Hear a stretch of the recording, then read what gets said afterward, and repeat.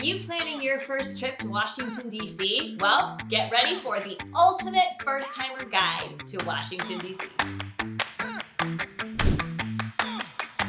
We're going to be covering the most important food, transportation, and attractions that are sure to make your trip unforgettable. So let's dive in.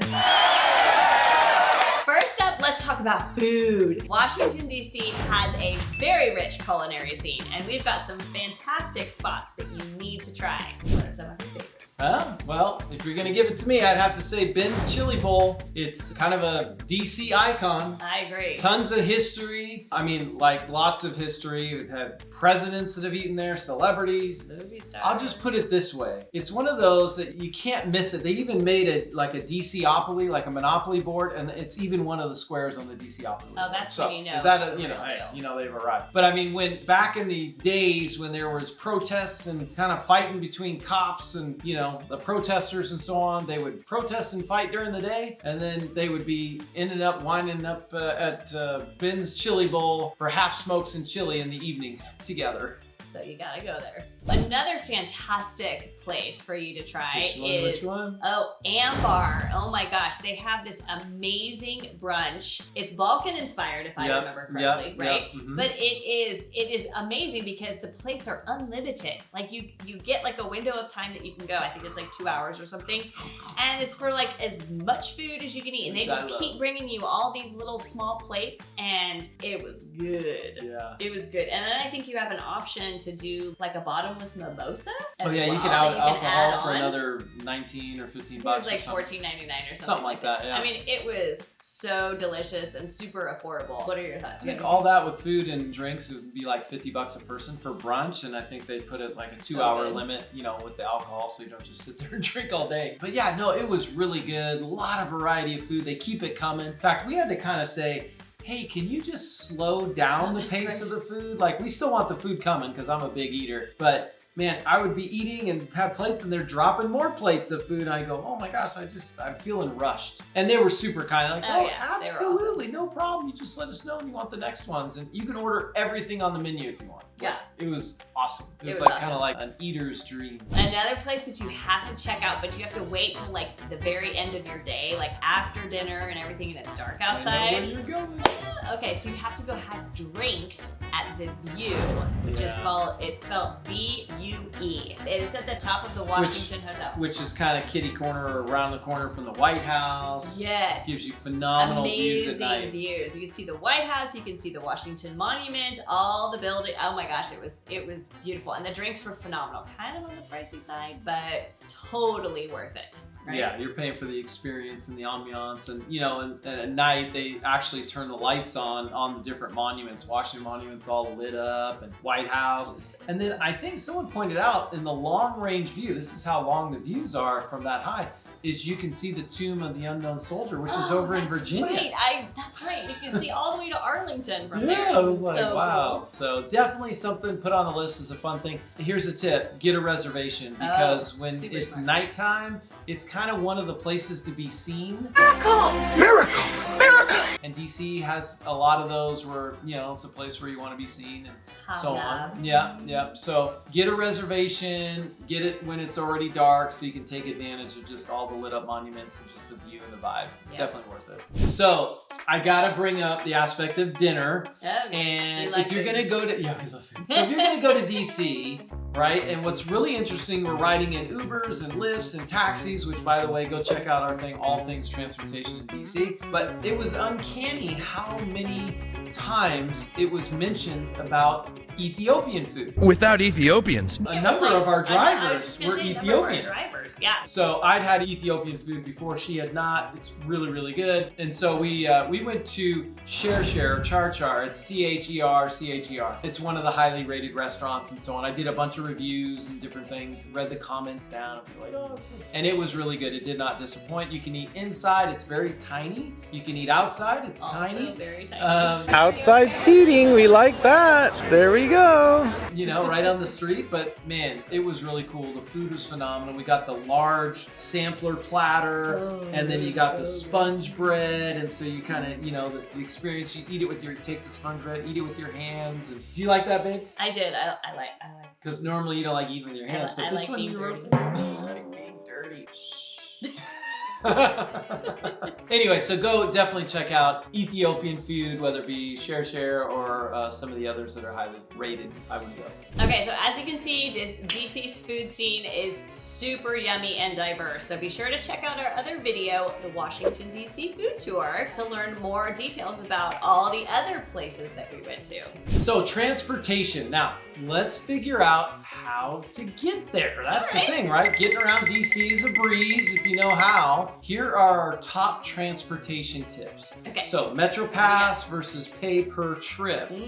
Metro's super convenient. It goes all over. You can connect underground, not get paid more, you know, charge more than once. We learned that. Yeah. You got to determine how long you're going to be there and how much you're going to see. You may just buy or pay per trip. I'll tell you this is a good plug for the Metro staff, the workers or whatever. They're super helpful. They were amazing. They helped us on working the machines because those machines are pretty intimidating at first. So don't be afraid to ask them. They'll come out of the booth and come help you. Oh yeah. When we first got off the airplane, not first, but when we're getting ready to like figure out where we're going, that is exactly what we did. It was intimidating. We were like, I don't know how to work what this machine. the heck? It's huge. Like, yeah. It was really intimidating. But they were super nice. So kudos to the DC Metro staff and team. Yes. Another fun way to get around town is the e-bikes and the e-scooters. They were my favorite. They were, and they're zippy. But to save you time and stress or whatever, download the apps before you go. It's easier for you to like select the scooter or bike that you want. And your payment information. And it just makes it a lot easier rather than trying to like stand on a street corner and figure it out. Because here's the deal. I'll just be frank with you. You may go, I'm not gonna ride those, you know, electric bikes or electric scooters. And you see them zipping around and you're like, oh, the kids are riding them. But then you see the adults and the older people, like everybody's kind of doing it. And I gotta be honest, they're super fun. They're super fun. So you gotta do it at least once. You don't have to do any work at all.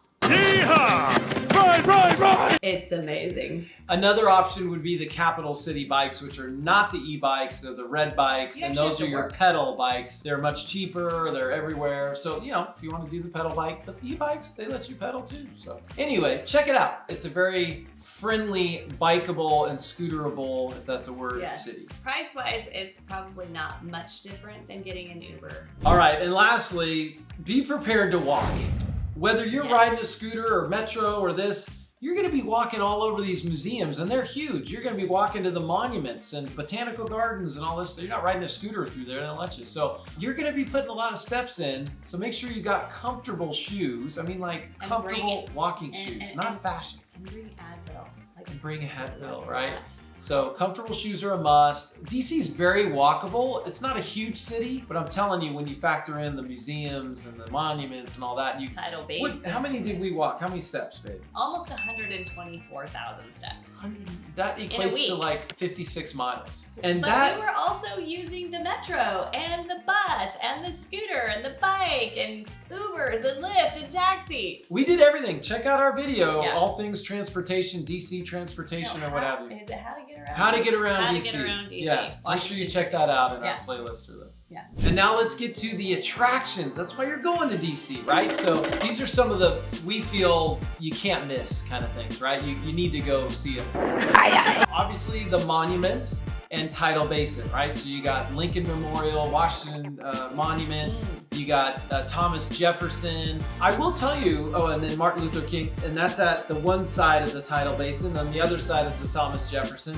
And in the middle, just a little bit off, you can miss it. The first time I went to DC, I kind of missed it, is the FDR Memorial. And it's actually quite large. I mean, it's very, very expansive. And it's really cool. It's got water crashing down. Oh, you want to see it. It's pretty cool. But yeah, you'll miss it if you stay on that little concrete path that goes around the Tidal Basin where all the cherry blossom trees are. If you stay on that, you will miss it. So be sure to look off to your right and that's where you'll find it. Yep, so you catch it at the beginning and go through. So there's that. Then obviously you got the museums. Oh, there's a lot of those. Right? Yeah. You got the U.S. Capitol building, which is a can't miss. You got to see that. Whether you go inside or not, that's a different story. The outside is really stunning, and you don't want to miss that. Super picture worthy, you know, selfie worthy.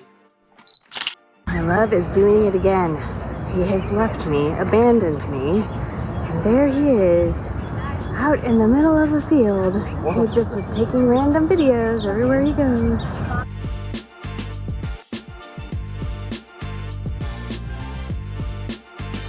And then the Library of Congress, you definitely want to see that. That's probably the prettiest building. It's beautiful. My opinion, the prettiest building, both outside but especially inside. It's gorgeous. They got statues, they got paintings all over the ceiling and the wall, and tile work, and I mean, it is stunning. Now, I will tell you, you do need a timed entry pass for these, right? So schedule ahead, go to the website and pick your day and your time. Otherwise, you won't get in. And how far There is a line around the the corner, and they're all for the timed entry. Oh yeah, like you can't get in without a timed entry, and there is always a line, and the line is for the people who have a timed entry. Yeah, it's just, we walked out, we went, oh so my how God. far in advance should they do I mean, that? again, like anything, I would say a minimum of 21 days or more. You may find you need to go farther out on that on some of these things, like the Washington Monument. If you want to get into the Library of Congress, into the, what are they called, the reading room? The reading room. That thing was super booked out. We couldn't even get into it. As soon as you realize you're going to Washington, D.C. and have your dates, go on and book access to the reading room. That's the most important thing. Yeah, so reading room, Library of Congress, the U.S. Capitol, reach out to your representatives. That's how you get in to see the Senate and see the Assembly. The representatives will get you into the White House, as we talked about. You know, those are all things you do ahead of time. I'm very thankful that somebody mentioned to me about, oh yeah, you gotta go ahead and put in for those ahead of time. Because I was just thinking we were gonna roll up to D.C., fly in, and let's go see all the sites. That's how I roll. And yeah, we wouldn't have seen much. So, and I missed the White House by one day. That's true. Yeah, it was 20 days ahead, and they said, nope, no budget, sorry. Okay, so on top of all the landmarks and the monuments yeah. and everything, you have to go to the Natural History Museum, the Smithsonian. It's absolutely epic. Oh my gosh, that's the one that has all the dinosaurs and all. It's got Henry. And Henry is on our magnet that we got. Henry was the one that's Henry, been seeing clients or customers or patrons or what's the word? What kind of elephant is he? What is he called? He's an African bull. Yeah, he's a big bull. Yeah, he's huge. So he's been there since like 1959 or 69 or something. Yeah, he's amazing. Yeah. Okay, so you gotta see him. There's a whole butterfly exhibit that closes at what, 4 or 4:30? They gotta go like sleep that? and rest and all that. Yeah. So. Okay, note to self, if we haven't mentioned this already, all the museums close at 5.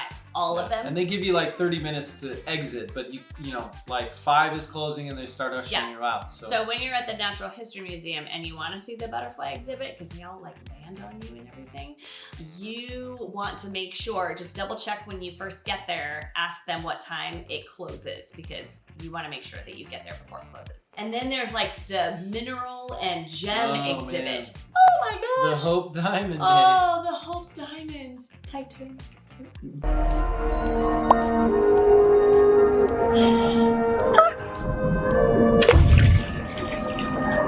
Natural History Museum is amazing. You have to go and see it. And then after that, we have the Smithsonian. There's multiple Smithsonians. Just want to clarify. There's 9 of them, I think, or so. Almost all of them are free except 2, if memory serves. Natural History is free. Air and Space Museum. This is a fantastic museum. Not everybody loved it. She loved the cafe and the coffee. The cafeteria was amazing. She goes, hey, go have fun, babe. I'll be here. Make sure your phone is charged. Yeah.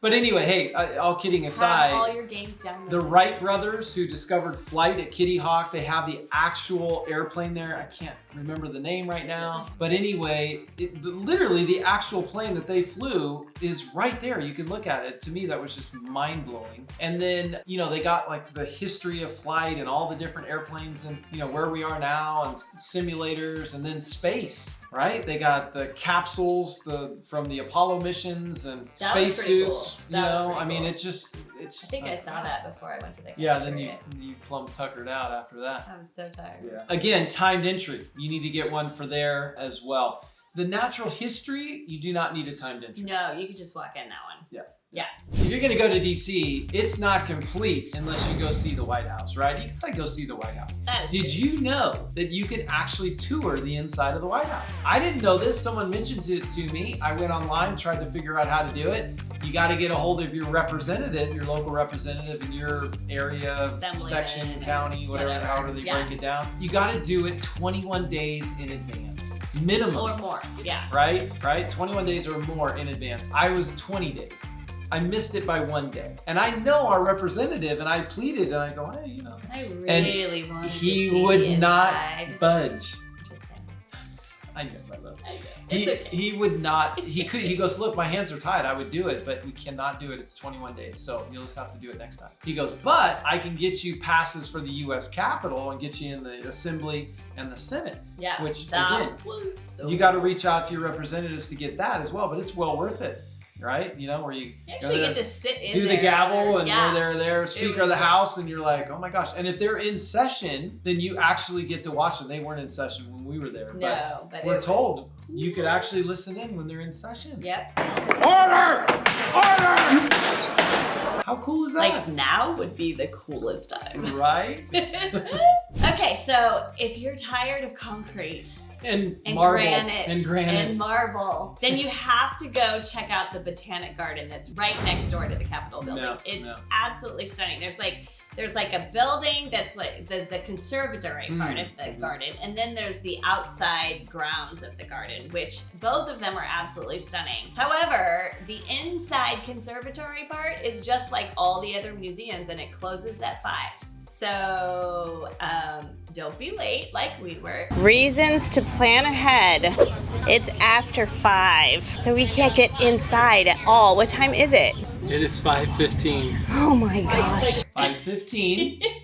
Yes, so, but the outside is absolutely gorgeous. We had to go back the next day to see the inside, which, you know, that was fine. But the plants, I think there's like 60,000 different plant species there from all over the world. You're dropping factoids now. I don't Are know. you sure about that, I man? don't know, maybe you guys should go Yeah, there I and would double check say- my facts. I would say there's plants from all over the world.